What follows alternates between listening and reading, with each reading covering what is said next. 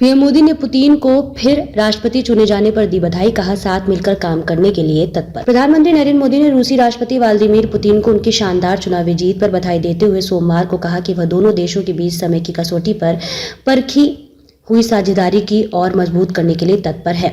Vladimir Putin लगभग 88% vote हासिल करके 5वीं बार राष्ट्रपति बने हैं, जो रूस में सोवियत काल के बाद के इतिहास में सबसे अधिक है। पीएम मोदी ने एक्स पर एक पोस्ट में कहा कि रूसी संघ के राष्ट्रपति के रूप में फिर से चुने जाने पर महामहिम श्री व्लादिमीर पुतिन को हार्दिक बधाई। उन्होंने कहा कि आने वाले वर्षों में हम भारत और रूस के बीच समय की कसौटी पर परखी हुई विशेष और विशेषाधिकारी प्राप्त रणनीतिक साझेदारी को और मजबूत करने के लिए मिलकर काम करने के लिए तत्पर है। राष्ट्रपति पुतिन ने इस साल की शुरुआत में स्वतंत्र विदेश नीति का पालन करने के लिए भारत और पीएम मोदी की प्रशंसा की थी। उन्होंने कहा था कि आधुनिक दुनिया में यह आसान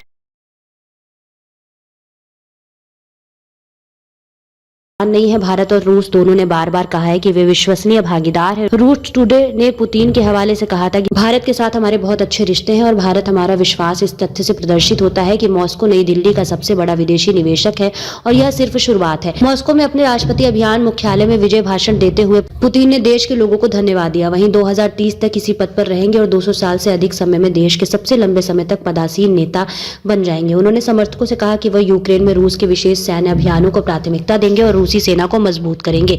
उन्होंने कहा, हमारे सामने कई कार्य है, लेकिन जब हम एकजुट हो जाते हैं कोई फर्क नहीं पड़ता कि कौन हमें डराना चाहता है, दबाना चाहता है। इतिहास में कोई भी ऐसा करने में सफल नहीं हुआ है, वे अब भी सफल नहीं हुए हैं और वे भविष्य में भी कभी सफल नहीं होंगे।